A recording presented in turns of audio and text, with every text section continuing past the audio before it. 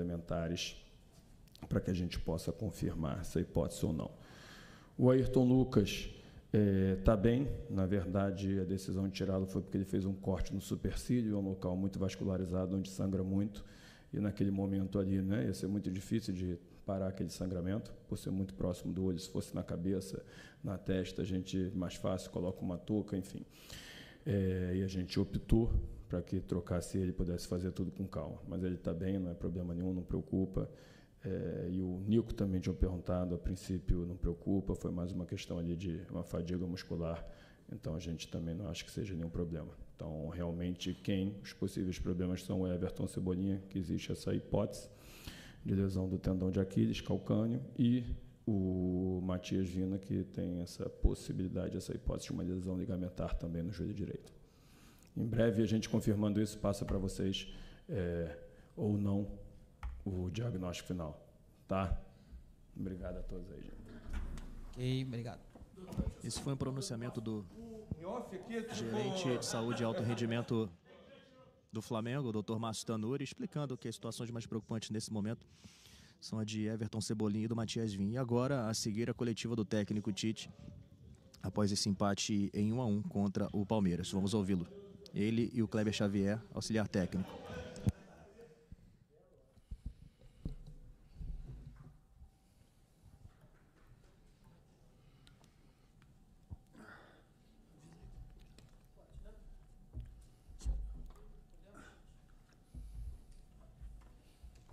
Boa noite, Tite. Boa noite, Kleber.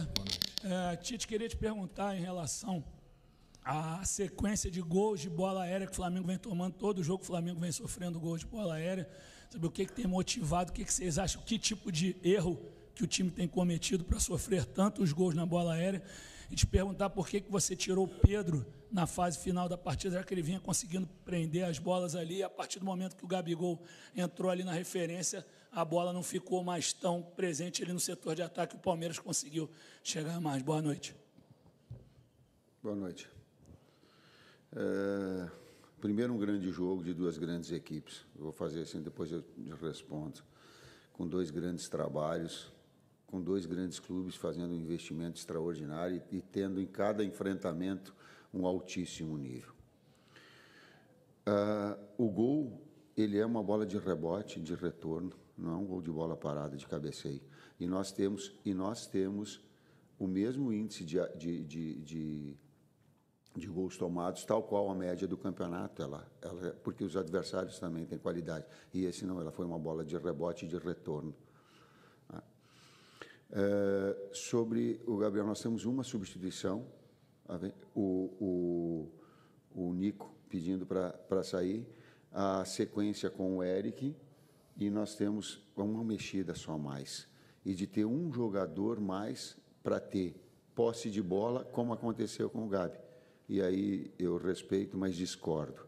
Nós ficamos mais com a bola quando o Gabi entrou. Por quê? Porque é um jogador de flutuação e não da frente. E a posse de bola e as articulações, a gente começou a ter mais, porque ele é a característica dele essa.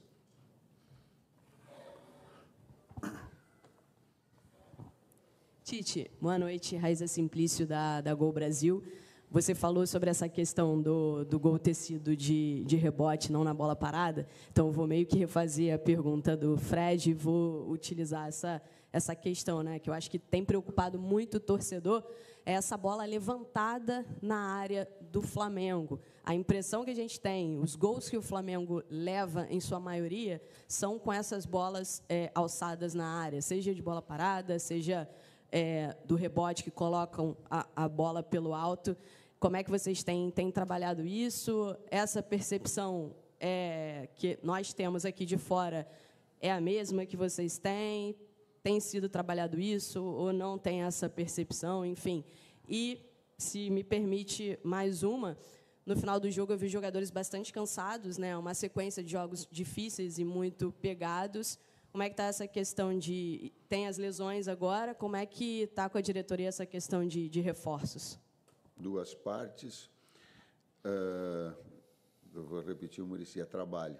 Trabalho com concentração e foco. ele não foge desse aspecto, qualquer que seja a bola, tanto de bola andando, nós temos um índice muito, quanto de bola de rebote ou bola alçada de frente, como queira. Então, ele não foge do trabalho e da concentração, nesse aspecto. Contra contratações que ela fez a colocação. Precisa de reforços? É isso que vocês enxergam? Se eu disser para ti que sim, aí tu vai escrever lá no outro, te pede reforços. Nós temos consciência muito grande do trabalho. E eu tenho consciência muito grande, tal qual a direção, da necessidade de todos os aspectos que são importantes para o Flamengo. Nós temos consciência disso, né? De cada vez mais fortalecer.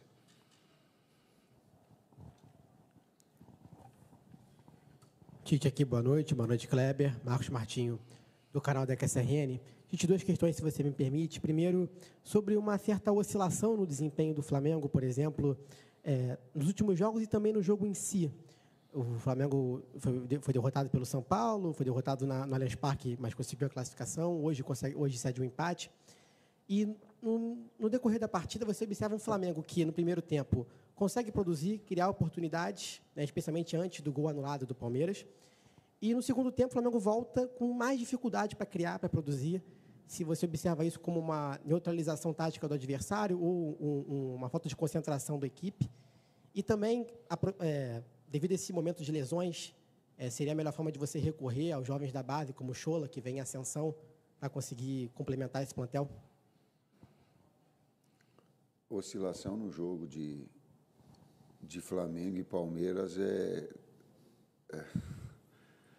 duas equipes de altíssimo nível. Em alguns momentos tu vai estar dominando, em alguns momentos controlando. Nós temos um grande jogo hoje. Eu não vou deixar, me sinto muito orgulhoso do desempenho dos atletas. Muito, não pouco. Ele vem de um jogo e quem classificou, e aí a situação são situações diferentes. 220 minutos nós classificamos. E classificou merecendo. Das duas, talvez, nos últimos 3 anos, as duas equipes que têm brigado no topo das grandes competições. Então, passou. Empatamos o jogo e fizemos um belo jogo lá no Campeonato Brasileiro. E aqui, hoje, tu sai com o Everton, e aí eu sei da qualidade, sendo o melhor jogador em campo e fazendo duas extraordinárias defesas. Então, o desempenho todo, em momentos que tu está melhor, mas a efetividade, talvez a efetividade hoje, ela tenha feito a diferença. Mas eu não vou deixar me levar por uma situação de que é parecido com as Olimpíadas. Só tem valor quem tem medalha.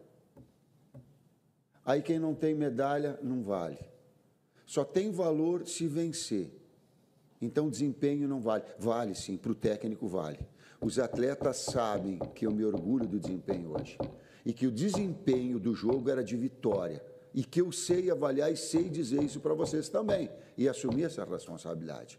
Porque senão fica assim, ó, só vale que tá. Aí eu tenho que ouvir o Pio dizer assim, ó, pô, eu tive, porque eu não estava na minha melhor condição, eu tive um monte de haters, vai falar. Então, comigo, só porque venceu não vai ter. Vai ter o meu reconhecimento em cima de desempenho. Se faltou efetividade, sim. Se precisa melhorar uma bola de rebote, sim. Se tem que falar, sim. Mas o desempenho do jogo, hoje, na grandeza dessas duas equipes, era para ter vencido. Merecia ter vencido. Inclusive com o Everton fazendo aí 2 defesas que eu já estava vibrando e tal. Então, eu tenho uma percepção que ela vai além do resultado.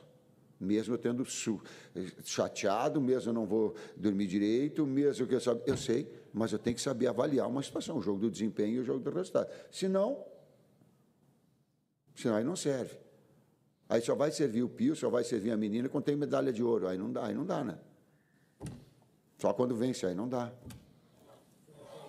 Oi? A gente tem vários jogadores da base inscritos, né, dentro do nosso grupo de Libertadores, e o Schola é um deles, né? O Iago, o Carbone, o Rayan, que desceu. Tem uma série de meninos inscritos e a gente tem usado dentro do trabalho e vai fazer uma análise agora para o jogo de quinta-feira, que é a Libertadores, né? Dentro dos jogadores que a gente vai poder contar para o jogo. Um jogo de muita exigência, com altíssimo nível, inclusive físico. E eu lamento muito pela saúde dos dois atletas. A gente fica... um grande momento que o Cebola estava de novo, o Vina entrando bem de novo, e aí tu acaba perdendo. Mas é do jogo. Mais saúde para eles. Boa noite, professor Tite. Boa noite, Kleber. Concordo quando você fala que o Flamengo produziu, né, para vencer, mas é justamente nesse ponto que a galera está batendo muito aqui nessa tecla da bola parada, porque os torcedores hoje estão muito preocupados exatamente por conta disso. O Flamengo produz e acaba tomando um gol, seja ou de bola parada ou de bola rolando. O Flamengo já tomou contra o São Paulo, agora recente, né, de cabeça no escanteio direto, mas tomou contra o Palmeiras. Teve 2 gols anulados por 1 milímetro, ali, por pouco tempo, pouco espaço. E também, hoje, como você falou, de segunda bola, que o jogador demorou a sair. Já tinha acontecido com o Varela e hoje aconteceu com o Vinha. Como é que a gente vai melhorar isso, pensando que o Bolívar agora é um time que, principalmente na altitude, força bastante essa bola levantada, né, na área, até pela velocidade, né, do jogo. Obrigado. Treinamento, foco e concentração. Até para resumir aquilo que eu falei anteriormente. Não dá para fugir disso. É isso. Treinamento, foco e concentração, repetidas vezes para aperfeiçoar.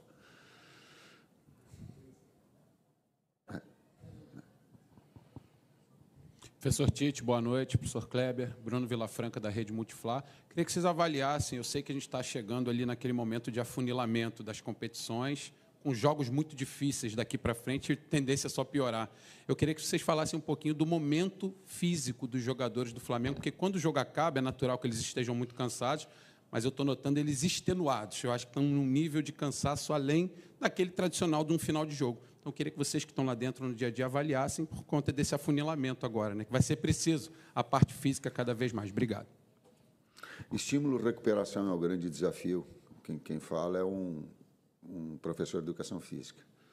Se der estímulo e não der tempo de recuperação hábil para que essas situações aconteçam. Então, esse é o desafio nosso. Quando tu pega o enfrentamento de duas, olha, eu quero enaltecer de novo. Eu estou com um sentimento do amargo de não ter vencido. Mas também tenho o discernimento do grande trabalho do Palmeiras. São 2 equipes que nos últimos 3 ou 4 anos, e a gente tem que saber olhar, senão eles têm feito assim como nós, e tem sido invariavelmente o topo do Brasil nos enfrentamentos, em momentos de uma outra equipe, mas essas 2 elas têm mantido um nível muito alto, inclusive de exigência física. Se tu vê as trocas que ela mantém jogo acelerado, e nós também as necessidades de manter jogo acelerado. Por que eu falei isso? E contextualizei pelo desgaste físico também que há. E há um desgaste mental nessas competições. A gente vem de uma classificação na Copa do Brasil que, aí vem agora para uma briga pela liderança. Aliás, o Flamengo ele está nas 3 competições na parte de cima. Por que eu estou falando isso? Eu não estou falando isso para justificar lá, eu estou falando isso para as famílias dos atletas e para os atletas saberem disso, que o técnico ele sabe reconhecer o trabalho deles. Senão fica muito fácil. É por isso que eu estou ecoando essa situação. Nas 3 competições. Talvez a única a competição que nós não pudéssemos ficar é ficar em primeiro na Libertadores, no grupo. As outras todas, sim. Então, o quanto atrás do pano os atletas estão se dedicando nesse aspecto físico, no aspecto de recuperação, no aspecto, nas substituições. Seguramos o Nico, porque ele ficava pedindo para sair, fica um pouquinho mais. Nós só tínhamos uma mexida só. Por quê? Porque as lesões estourou, tendão ele nos tirou a possibilidade, inclusive, de mexer durante o jogo. Nós só tínhamos que mexer uma. Não dava mais para mexer. Ou mexia ali nas 3, ou não dava mais. Ou o contexto, por quê? Porque esse desgaste físico ele acaba acontecendo inevitável, como aconteceu de lesões e perda de atletas importantes, como foram. É um aspecto importante também. Oi, Tite, tudo bem? Oi, Kleber. David Sharp, do Antenados na Jogada. Eu perguntei para o Abel, e ele até discordou, né, de você, em relação ao jogo ter sido bom. Ele até pediu perdão ao público, porque tivemos apenas 48 minutos de bola rolando dos 102 minutos jogados. E aí ele deu as justificativas dele. Eu queria saber de você, até pela questão da arbitragem, que vem sendo muito falada toda semana aqui, em todos as coletivos de todos os técnicos, se a arbitragem interferiu negativamente nisso, se as próprias equipes, né, o Palmeiras é um time que reclama bastante da arbitragem, se isso também interfere, eu perguntei isso para ele. E focando também no jogo do Bolívar agora, pelo que você já falou, dos jogadores extenuados e todos os problemas físicos, como encarar esse desafio que a torcida, preocupada com a situação de ter que fazer uma diferença muito grande para não sofrer lá na altitude? Obrigado, é isso. Primeiro, a gente começa a pensar no jogo e projetar todo aquele jogo de enfrentamento que a gente tem contra o Bolívar. Isso, nessa sequência de trabalho, a gente nos vê, vamos ver os atletas que também machucados, disponível, esse é o processo todo de recuperação. E a outra parte, a primeira parte da pergunta? Comentar. Por isso que o futebol ele é tão bom e democrático, né? A gente enxerga sob diferentes viés, diferentes... O Flamengo tem uma forma de atuar, um modelo. O Palmeiras tem outro modelo. Qual é o melhor? Os dois são bons, os dois são vencedores, mas são bem distintos. E aí, inclusive, as óticas daqui a pouco.